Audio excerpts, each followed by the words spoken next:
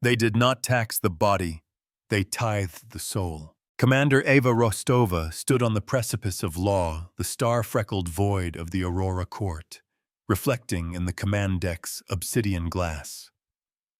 Below her, the Testament-class vessel, Steward, held its station, a silent testament to a different kind of power. They were here not to conquer, but to count, not to bleed, but to balance the books on an empire built of predatory gratitude. The Vorn hegemony demanded their pound of flesh, not with warships, but with contracts written in the ink of obligation.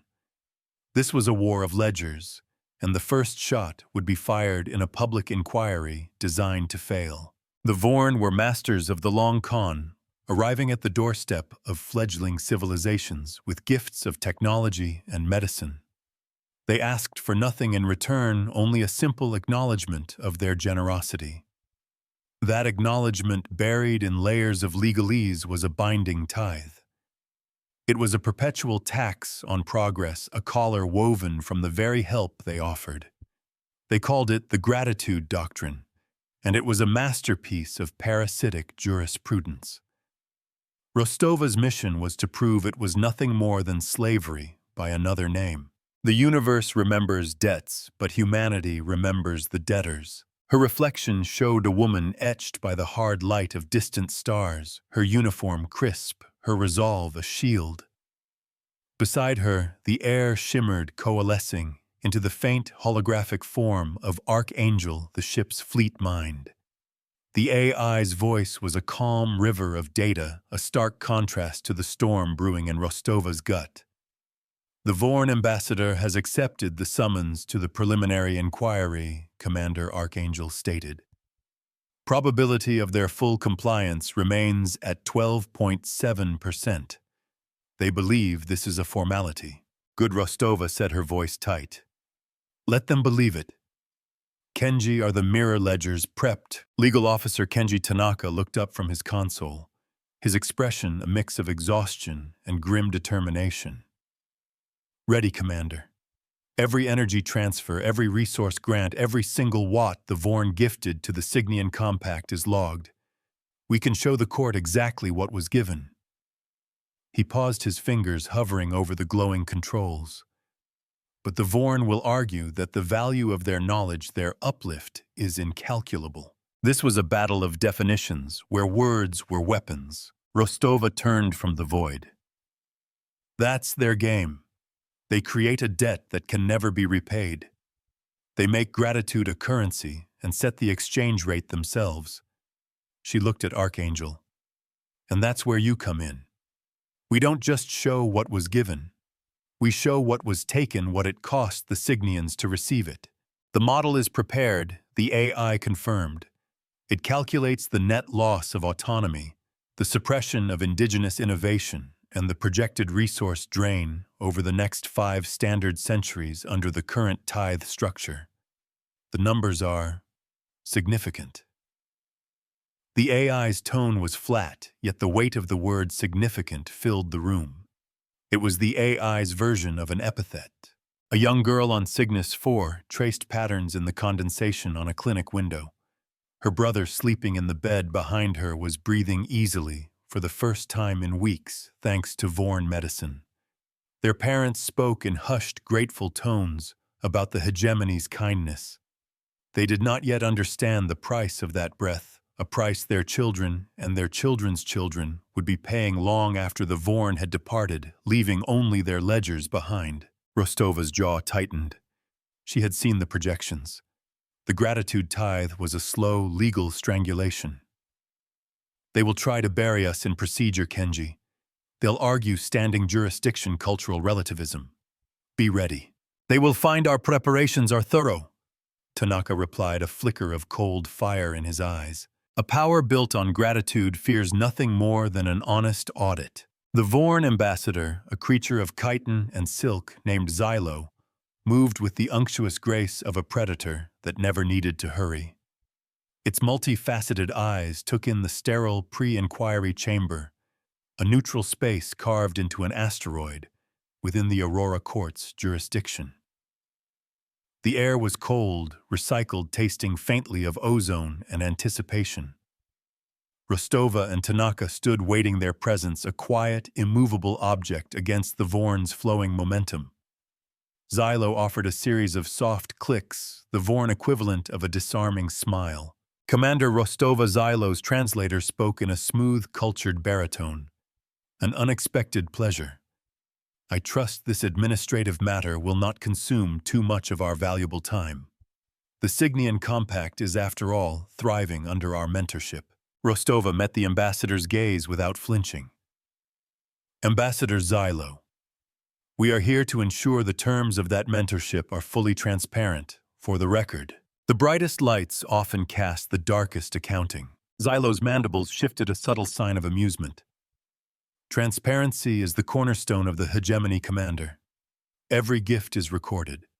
Every expression of gratitude is noted. It is a simple, elegant system. Perhaps your species finds such clarity unsettling. We find clarity essential. Tanaka interjected, his voice sharp and precise, which is why we have petitioned this court for a full public inquiry into the energy and resource accounting of the Signian uplift.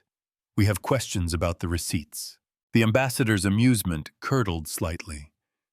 The mention of a public inquiry was a deviation from the expected procedural dance. It was an escalation. A public inquiry. On what grounds the Signians have raised no objections. They are grateful.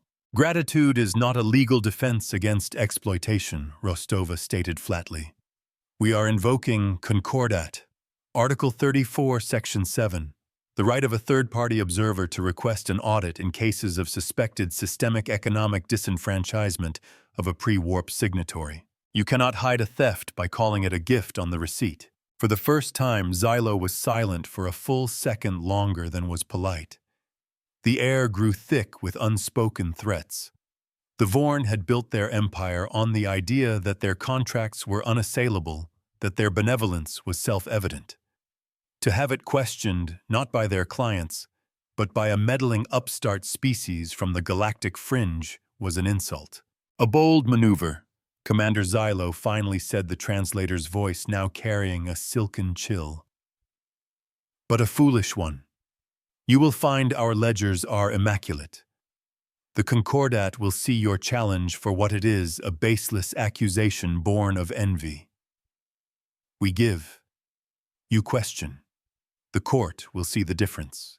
We're counting on it, Rostova said. The chamber door slid open, and a bailiff drone floated in its optical sensor, glowing a neutral blue. The preliminary hearing is now in session. The quorum awaits. As they stepped into the corridor of law, a vast echoing space where legal precedents shimmered like ghosts in the air. Rostova felt the weight of her gamble. She wasn't just fighting the Vorn. She was fighting a system that had accepted the hegemony's methods for centuries. She had to convince a court of 100 different species that a debt of gratitude could be as binding and as brutal as any physical chain. She had to teach the galaxy a new kind of math. A debt of gratitude is the only prison its inmates build themselves. The quorum was an assembly of avatars, a silent gallery of a dozen senior species from the Sector Council. They sat in a semicircle of light, their forms ranging from crystalline entities to beings of pure energy, all observing, all judging. At the center floated the Arbiter, a judicial AI whose consciousness was woven into the very fabric of the Aurora Court. Its voice was the sound of grinding stars and settled law. This inquiry has been convened at the request of the Terran Confederacy, vessel steward, the Arbiter intoned. Commander Eva Rostova, you have alleged that the Vorn hegemony's uplift agreement with the Signian Compact violates the spirit and letter of the Concordat's fair practice statutes. Present your preliminary evidence. Tanaka stepped forward, his console projecting a swirling galaxy of data into the center of the room. Arbiter members of the quorum. We begin with the Vorn's own records freely supplied. A stream of glowing figures solidified into a ledger. This shows the initial technology transfer to the Signians. Fusion power, atmospheric purifiers, medical science. The Vorn value this gift at 87 trillion standard energy credits. When the price is immeasurable, the debt is infinite. Xylo's avatar remained placid. A conservative estimate for the salvation of a species, I assure you. We do not dispute the value of the technology, Tanaka countered, his voice ringing with conviction. We dispute the cost of its acceptance. Archangel, please display the terms of the gratitude tithe. The ledger morphed. New clauses appeared written in the Vorn's complex looping script, with concordant standard translations glowing beside them. The tithe is set at 3% of total planetary GDP in perpetuity, Tanaka explained. It is also indexed to technological advancement. The more the Signians innovate using the gifted technology, the more they owe. Their progress itself accrues debt. A faint murmur, a subtle shift of energy passed through the quorum. This was unusual. Most tithes were fixed term. Furthermore, Tanaka pressed, zooming in on a particularly dense block of text. The agreement includes a mentorship overhead clause. The Vorn claim the right to manage key sectors of the Signian economy to ensure the proper application of their gifts. This management carries its own fee, also deducted from GDP. Truly effective chains are the ones the prisoner believes protect them. Xylo's voice cut through the chamber. We are guiding them. A parent does not charge a child for their wisdom. They simply ensure the child does not squander their inheritance. The fees are administrative, covering the costs of our expert advisors. Advisors who have directed all major Signian infrastructure contracts to Vorn-owned corporations, Rostova stated, stepping beside Tanaka. Advisors who have rerouted 70% of Cygnus 4's raw mineral exports to the hegemony at below-market rates, classifying it as gratitude remittance in kind. This is not mentorship. It is a hostile takeover disguised as charity. These are baseless interpretations. Xylo's voice was sharp, the silken tone replaced with hard chitin. The Signians agreed to these terms. They signed the treaty. They signed it under duress, Rostova shot back. Their son was entering a volatile phase. Your ships arrived offering solar shielding technology that you claimed only you possessed. You arrived as saviors at a moment of existential crisis. The perfect crime convinces the victim they are a customer. Archangel Rostova commanded, her voice like steel. Show them the stellar survey data, the unedited version. The Vorn ledger vanished, replaced by a stark astronomical chart. It showed the Signian sun and a timeline stretching back 2 decades. A second line of data appeared beneath it, Vorn long-range ship movements. The correlation was unmistakable. Vorn science vessels had been surveying the Cygnus system for years, predicting the solar instability with perfect accuracy. They hadn't been passing by. They had been waiting. You did not happen upon a crisis, Ambassador Rostova said, her voice dropping to a low, dangerous register. You waited for one. You targeted them. You withheld aid until the last possible moment to maximize their desperation and your leverage. This wasn't a gift. It was an ambush. A profound silence descended upon the court. The avatars of the quorum were utterly still. The Vorn's entire defense rested on the premise of their benevolent, almost accidental encounter with a species in need. Rostova hadn't just questioned their accounting. She had just ripped the benevolent mask from their face and exposed the predator beneath. Xylo's avatar flickered for a nanosecond. This is circumstantial. Coincidence. The void is vast, our survey missions are many. Then you won't object to us opening a formal discovery process, Tanaka said, seizing the opening, allowing us full unredacted access to your survey logs for the last 50 years.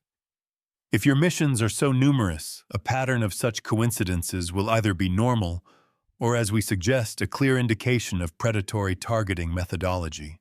Checkmate was not about taking the king. It was about forcing him to admit he was a pawn. The Arbiter's voice echoed colder than before. Ambassador Xylo, the quorum finds sufficient grounds to proceed. The steward's request for a full public inquiry is granted. Discovery is hereby compelled. You will surrender the requested logs within 1 standard day. Rostova allowed herself the briefest, smallest smile. The first domino had fallen. The Vorn's carefully constructed narrative was beginning to fracture. Now the real fight would begin. They had won the first skirmish not with weapons, but with a question. They had won by demanding to see the receipts for salvation itself. Back on the steward, the mood was cautiously optimistic.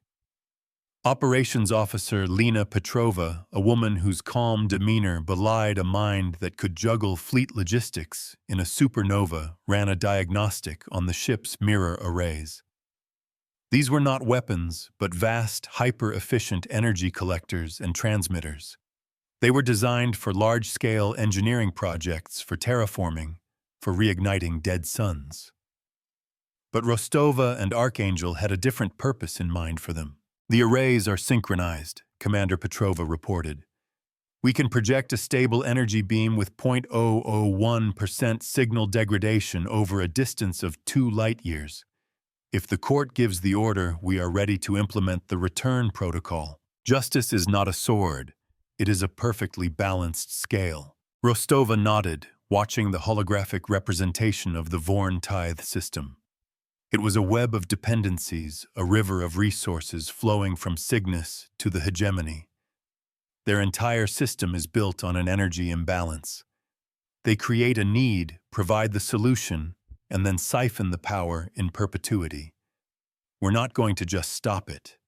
We're going to reverse it. The Vorn will classify any energy transfer to the Cygnians as an act of aggression, Kenji Tanaka warned. He was reviewing the Vorn legal precedents, his face grim. They have successfully argued that unsanctioned aid to a tithed world is contractual interference. They could legally seize the steward. They can try, Rostova said, but they'd have to do it in open court.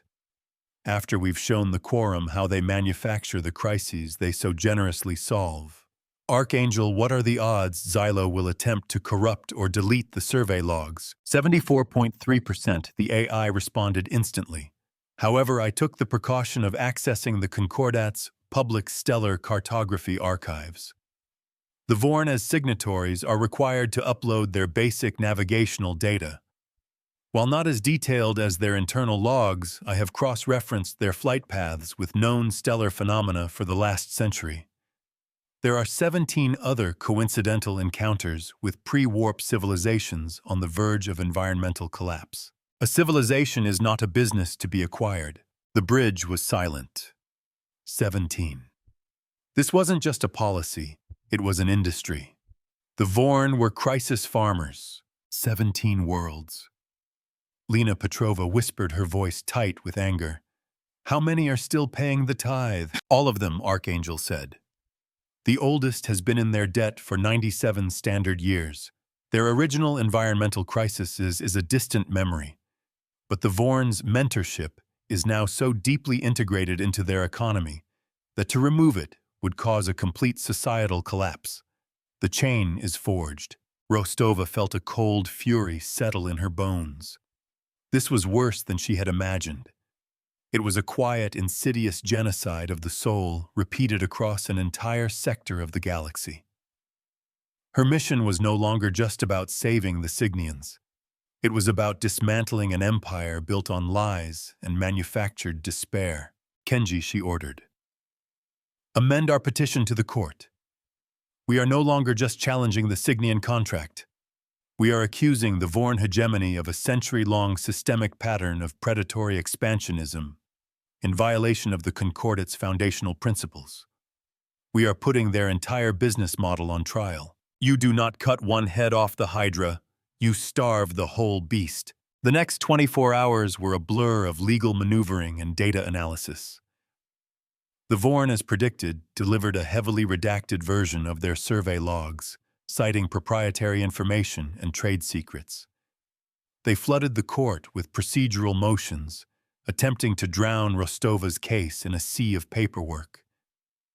But Tanaka was ready.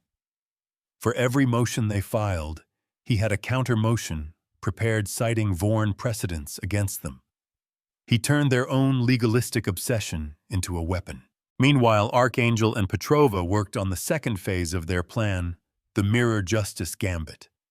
It was audacious, it was unprecedented, and it had to be perfect. On Cygnus 4, the planetary administrator, a tall, bird-like being named Lyra, met with her council. The news from the Aurora court had reached them. A powerful, unknown species called humans was challenging the hegemony on their behalf. They didn't know whether to feel hope or terror. The Vorn had been their saviors, but the price of that salvation was a weight they were only now beginning to comprehend. Their children were healthy, but their world was no longer their own. Hope was a dangerous, unfamiliar feeling. The day of the full inquiry arrived.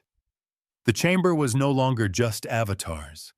Many species had sent physical representatives drawn by the gravity of the accusations. The air was thick with the scent of 100 different biologies, a tense symphony of alien life.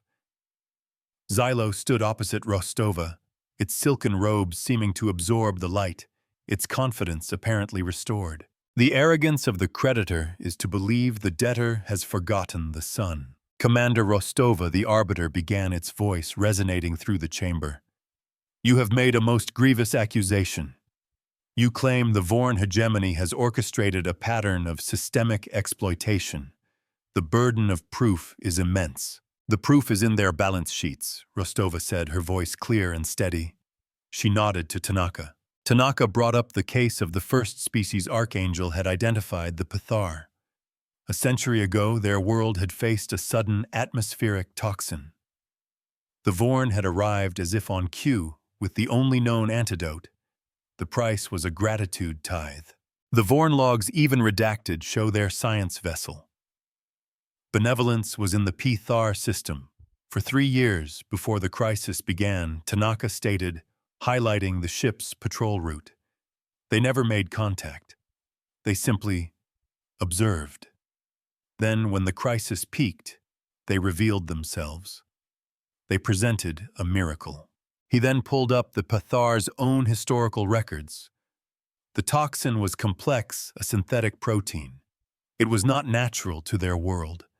In fact, its chemical signature is remarkably similar to a waste byproduct from a specific type of Vorn starship drive, if that drive were to, say, vent its plasma coolant directly into a nitrogen-rich atmosphere. A shadow of doubt can eclipse a mountain of lies. Xylo's mandibles clicked furiously, an outrageous and baseless insinuation.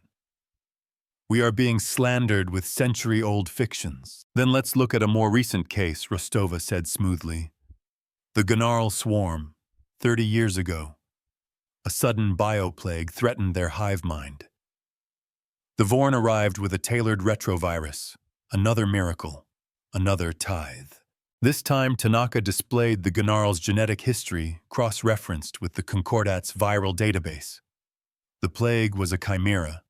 It contained genetic markers from 3 different systems, none of them near Gnarl space.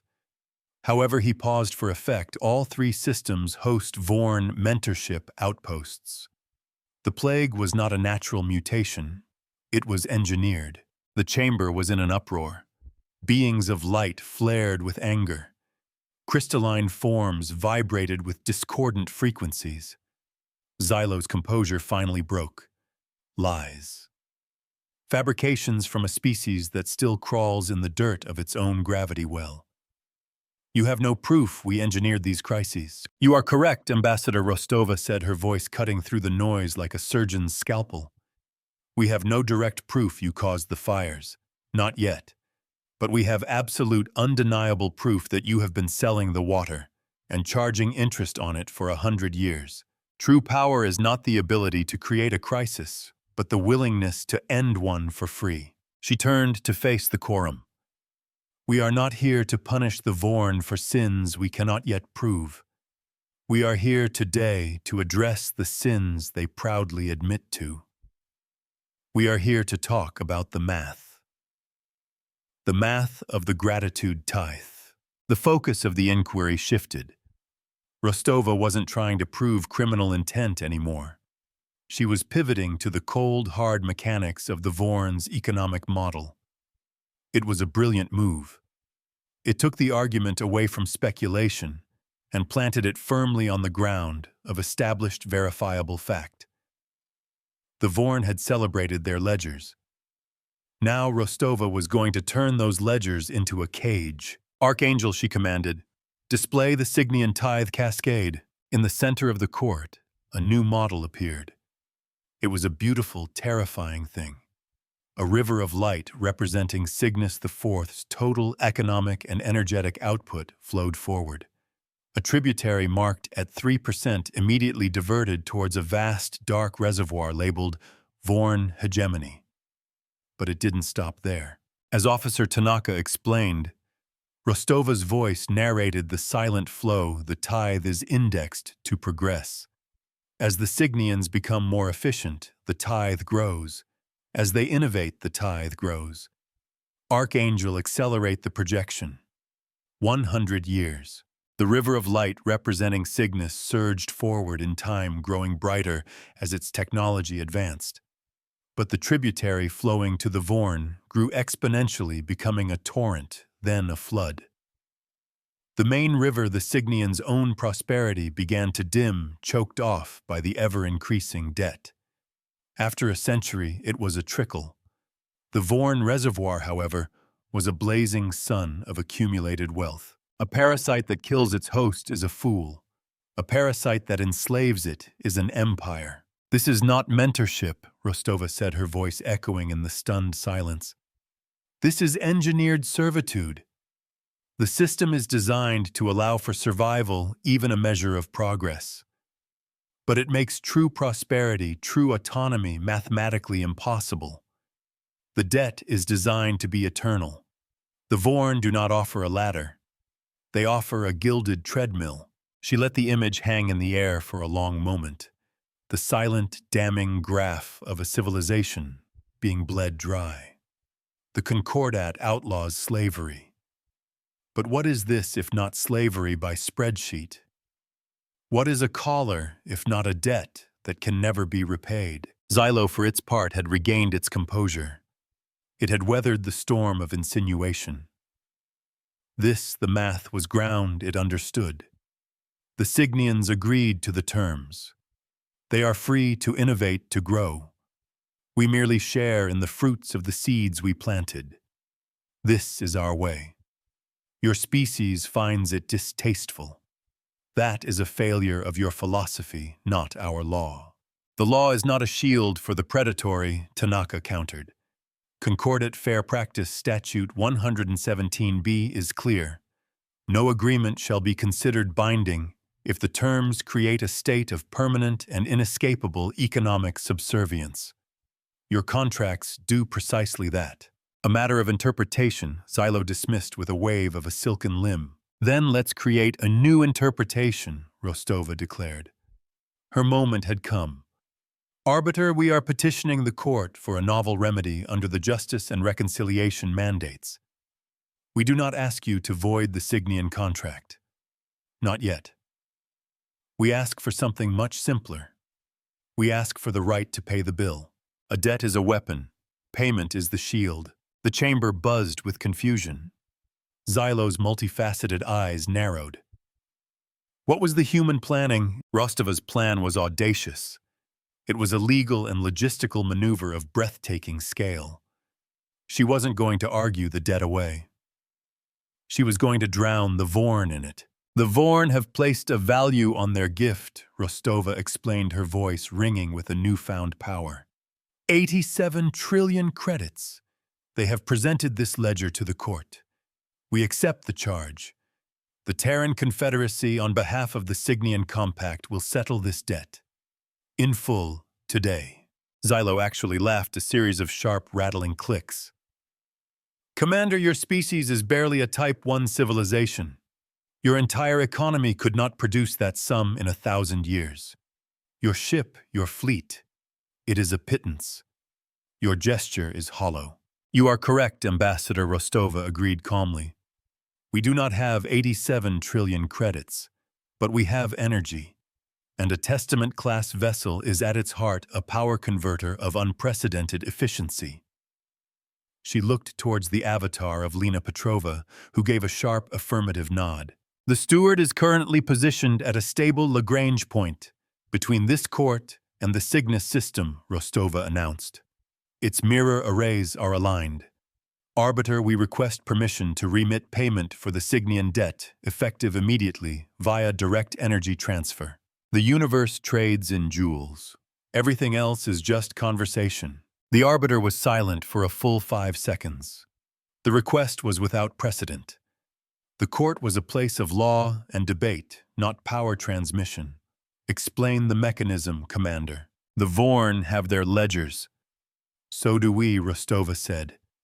We will transmit a focused, stable beam of pure energy calibrated to precisely 87 trillion credits worth directly to a Vorn-designated receiving station.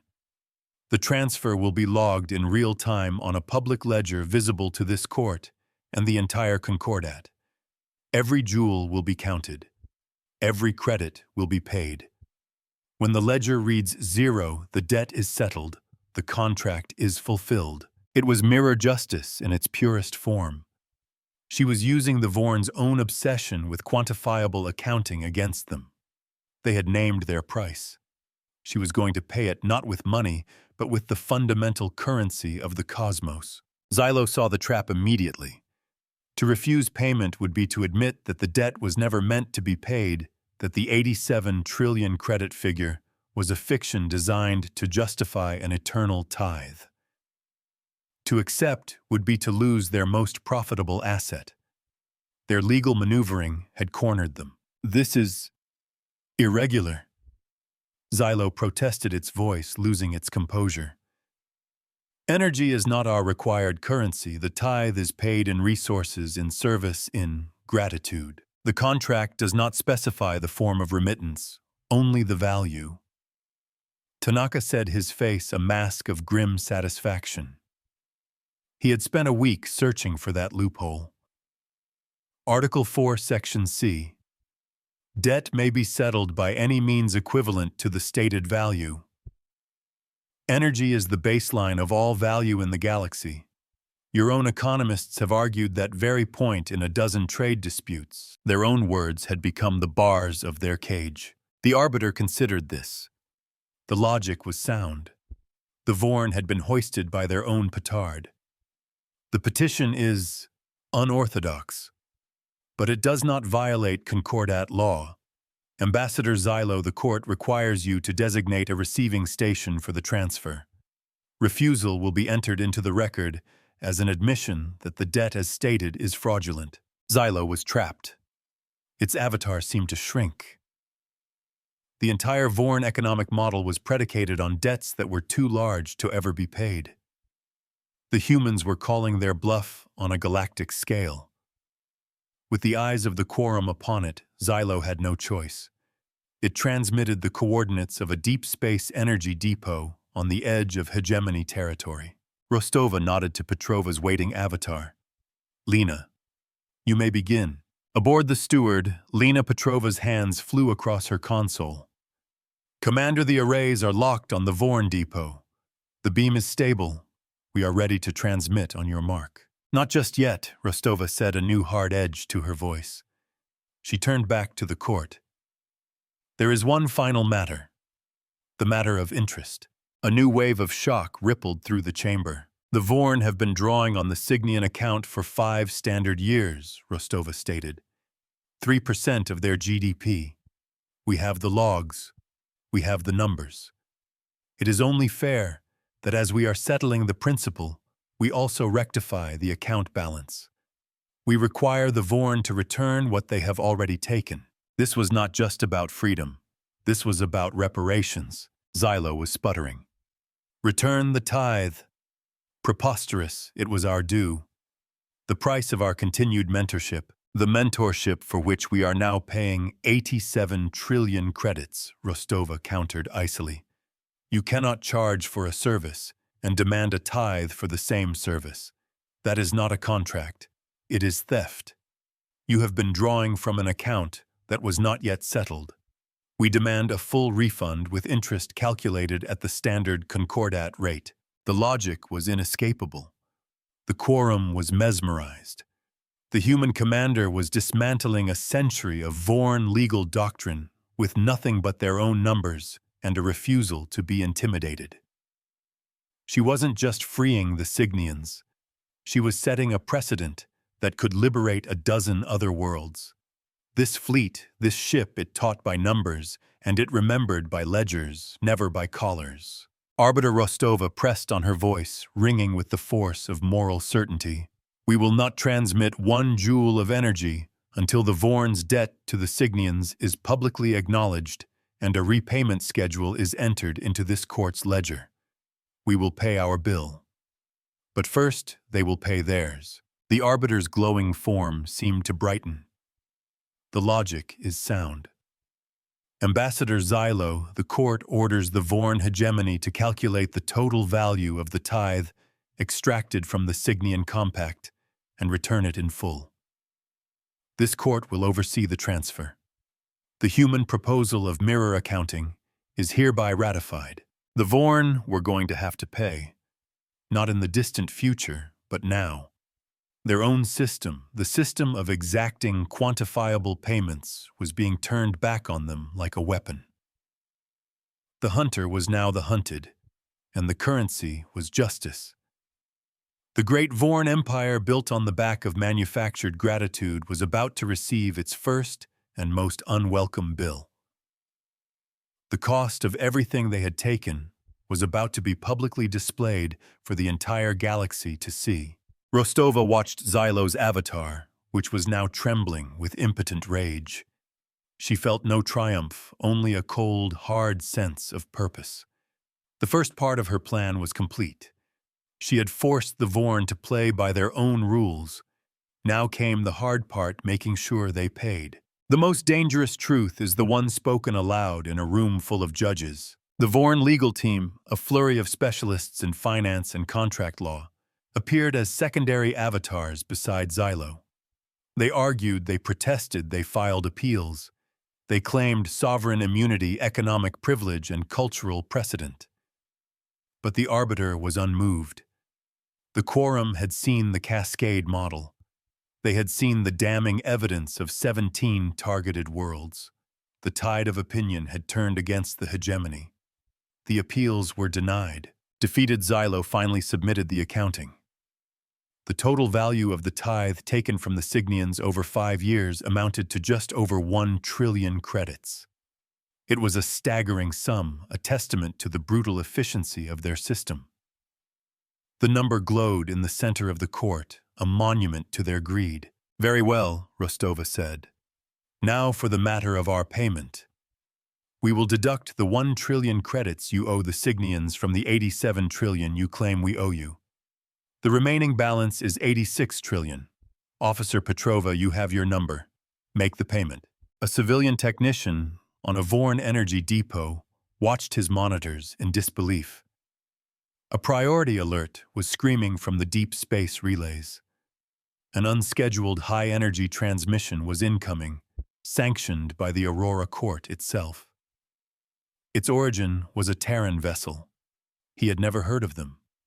He armed the station's receivers, baffled by the sheer magnitude of the projected transfer.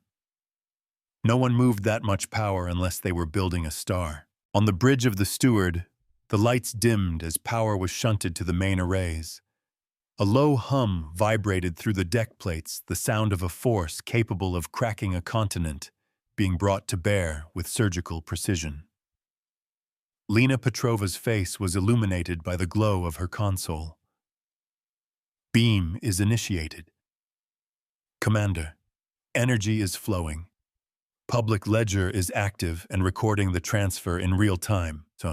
A thin beam of light can illuminate the deepest darkness or burn it clean. In the courtroom, a new holographic display appeared.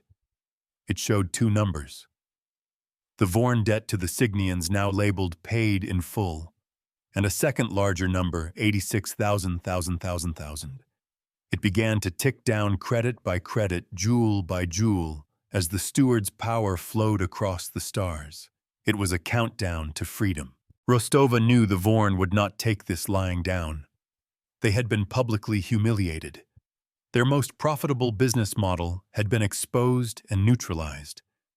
They would retaliate. Not here, not in this court of law, but out in the dark.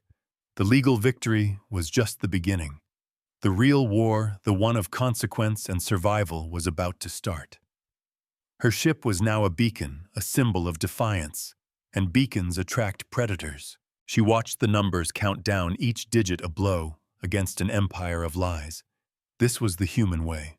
Not with overwhelming force, not with fleets of warships, but with persistence, with courage, and with a stubborn, unyielding belief in a simple, radical idea that all debts should be paid, especially the ones owed to the powerful. The ledger is mightier than the sword. The silence in the courtroom was a weapon in itself, heavier and more suffocating than any Vorn legal brief. Xylo's avatar stood frozen, a statue of impotent fury, as the countdown to its empire's first major loss ticked away in glowing numerals. The assembled species of the quorum watched not with glee, but with a profound, unsettling gravity. They were witnessing the birth of a new kind of power, a force that did not conquer with fleets, but with an unassailable mathematical morality. The humans had not come to break the law. They had come to fulfill it to the letter, and in doing so had exposed how hollow it had become. On the steward, the low thrum of the mirror arrays was the ship's new heartbeat. It was a sound of immense controlled power, a river of pure energy flowing from them into the void. Lena Petrova kept her eyes fixed on the energy conduit's harmonics, her expression one of intense focus. Every fluctuation, every stray particle could disrupt a beam carrying enough energy to power a city for a decade. Commander, she reported, her voice steady despite the strain. The transfer is stable. Efficiency at 99.98%. They're receiving the payment. They must be hating every jewel of it. A debt paid under protest is a victory in itself. They will not let this stand, Kenji Tanaka said, looking up from his legal console. He had already begun wargaming the Vorn's next move. They will look for a weakness, a loophole. They will try to prove we are acting in bad faith. They will scrutinize our every action from this moment forward. Let them. Rostova replied, her gaze distant, fixed on the star-dusted blackness beyond the command deck. We're not hiding anything. We're broadcasting our actions on a public ledger for the entire galaxy to see. We are acting in the light. The brightest lights can be blinding. Commander Archangel observed its holographic form shimmering beside her. And they create the sharpest shadows. The Vorn operate in those shadows. My projections indicate a 92% probability of extra-legal retaliation within the next 10 standard hours. A law-abiding predator once cornered will abandon the law before it abandons the hunt. On Cygnus 4, the news was spreading not as a government decree, but as a wildfire of data passed from terminal to terminal. The public ledger from the Aurora court was on every screen. They saw the Vorn's debt to them marked paid. They saw the colossal number of the Terran payment ticking down. For the first time in 5 years, the air did not taste of obligation. A young Signian artist whose work had been taxed under the cultural progress clause of the tithe began to sketch a new image, a strange, blocky ship with arrays like silver wings pouring a river of light back into a darkened sun. It was the birth of a myth.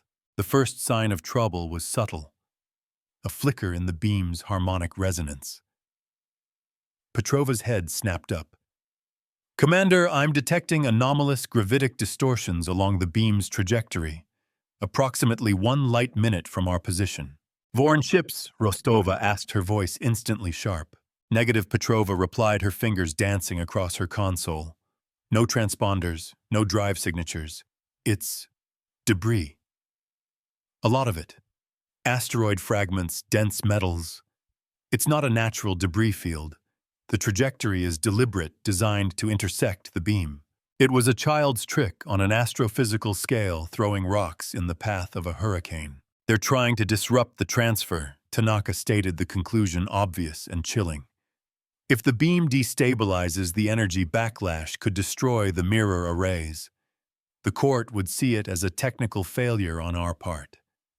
We would have failed to make payment. They're creating a problem they can blame on us, Rostova said, the Vorn's playbook, becoming sickeningly familiar. Lena, can you steer the beam around it? No, Commander, Petrova said, her voice tight. The beam is locked to the receiver's coordinates. Any deviation would be a breach of the court's order. We can't move the target. But we might be able to change the beam. She looked at Rostova, a wild idea in her eyes.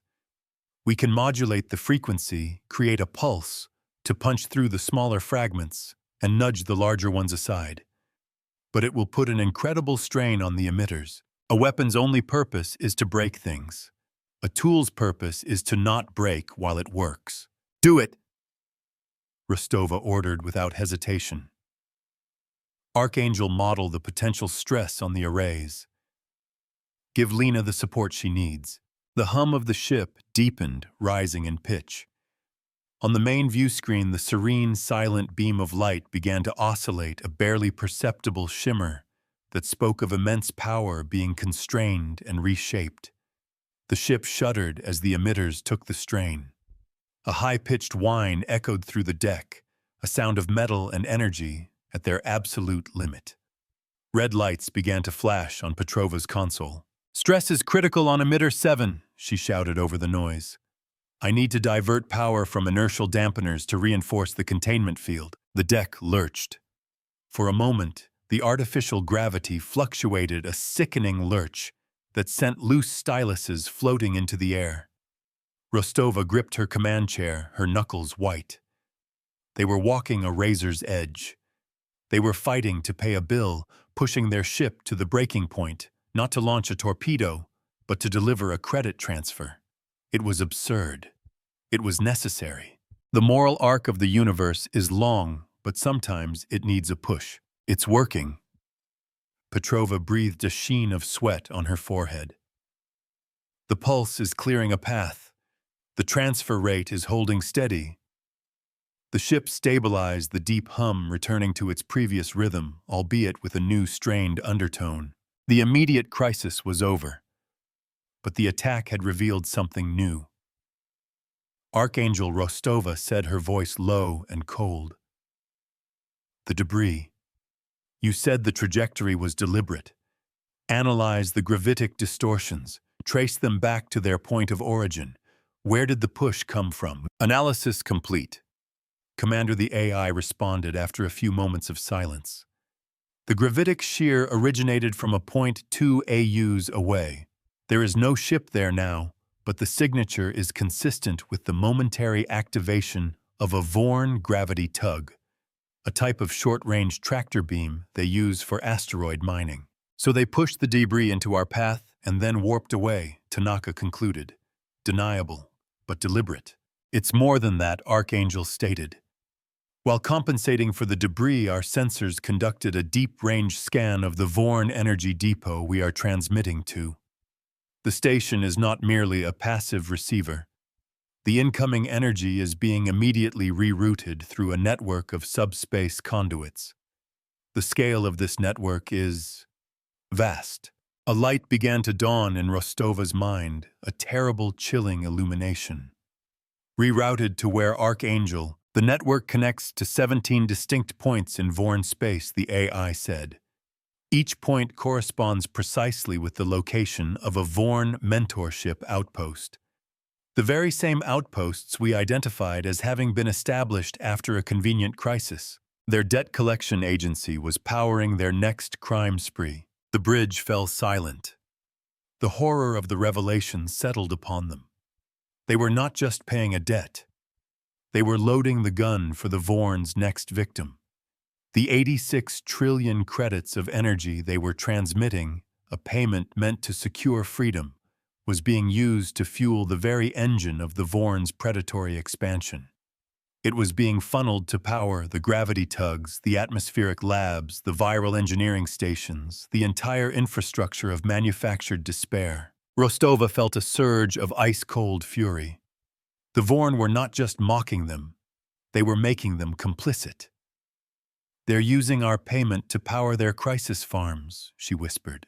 "It is a closed system of perfect parasitic efficiency," Archangel noted. "They use the profits from one victim to create the next. Our payment is the single largest influx of capital this system has ever received. We are in effect funding their next century of expansion." This was the second escalation. The game had changed again. This was no longer about freeing the Signians. It was about shutting down the entire operation. Kenji Rostova said, her voice hard as diamond. "Get me the Arbiter, now! A tired law is no match for a fresh crime." When the connection to the Aurora Court was re-established, Rostova didn't wait for pleasantries. "Arbiter, we have new evidence. We have proof that the Vorn are using our court-ordered payment to actively fund operations that violate the very spirit of the Concordat. We can prove that the energy depot is a routing station for a system of predatory expansion." Xylo's avatar reappeared, its silken robes seeming to boil with indignation. "More baseless accusations. The disposition of our internal energy resources is a matter of sovereign hegemony business. The Terrans are sore winners, seeking to punish us beyond the court's ruling." "This is not about punishment," Rostova countered, her voice ringing with authority. "It is about preventing future crimes. The court ordered a payment to settle a debt. It did not sanction the funding of a criminal enterprise. We are transmitting the power as ordered, but we demand the court place an injunction on its use. We demand a full, unredacted audit of the Vorn's entire energy grid." It was an unprecedented demand. It was a direct challenge to a sovereign power's internal affairs. But Rostova had laid the groundwork. She had shown the Quorum the Vorn's methods. Now she was showing them the receipts for the tools. "The Terran commander overreaches," Xylo hissed. "This is a witch hunt, is it?" Rostova challenged, her eyes locked on the Arbiter's glowing form. "A species that has nothing to hide does not fear an audit. A business acting in good faith does not use its income to manufacture emergencies for its future clients. What are you afraid we will find, Ambassador? The blueprints for the Gnarl Plague, the flight recorder of the gravity tug that just tried to sabotage our ship. Sometimes the only way to win is to raise the stakes until your opponent can no longer afford to play." The Quorum, which had remained in session to oversee the transfer, began to stir. Avatars shimmered. Beings of light pulsed with agitated energy. The Vorn's deniability was evaporating under the harsh light of human scrutiny. The Arbiter was silent for a long, deliberate moment. Its voice, when it came, was like the closing of a vault door. "Ambassador Xylo, the Concordat's primary mandate is the prevention of systemic destabilization. Commander Rostova has presented a credible threat. The court hereby places a temporary injunction on the Vorn hegemony's energy grid. A team of Concordat auditors will be dispatched to the receiving depot. They will have full access. You will comply." It was a stunning blow. Rostova had not only freed the Signians and forced a refund, she had now frozen the Vorn's primary operational asset and pried open their most guarded secrets for inspection. She had turned a legal dispute into a fundamental threat to the hegemony's existence. But she wasn't done. She had one more move to make, one final turn of the legal screw. "Arbiter, members of the Quorum," she announced, her voice resonating with the weight of the moment. "This situation has revealed a flaw in our laws, a loophole large enough to fly an empire through. The Concordat protects against overt slavery, but it is silent on the slavery of the balance sheet. It is time to close that loophole. Permanently.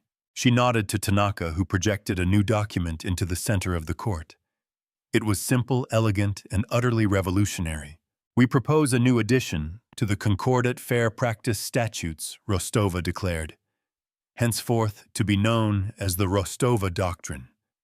It has 3 simple tenets. 1.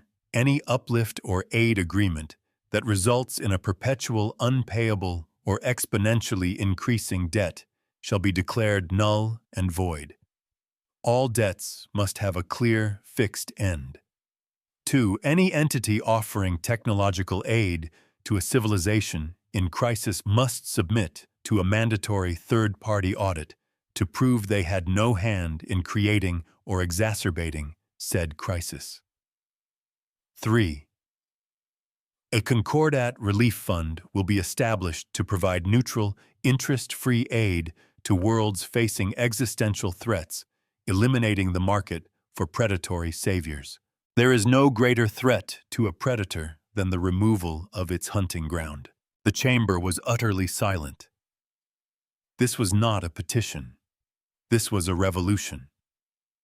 Rostova was proposing to rewrite the fundamental rules of galactic interaction. She was trying to legislate the Vorn's entire philosophy out of existence. Xylo seemed to swell with rage, its form flickering. This is an abomination, an attack on our culture, on our very way of life.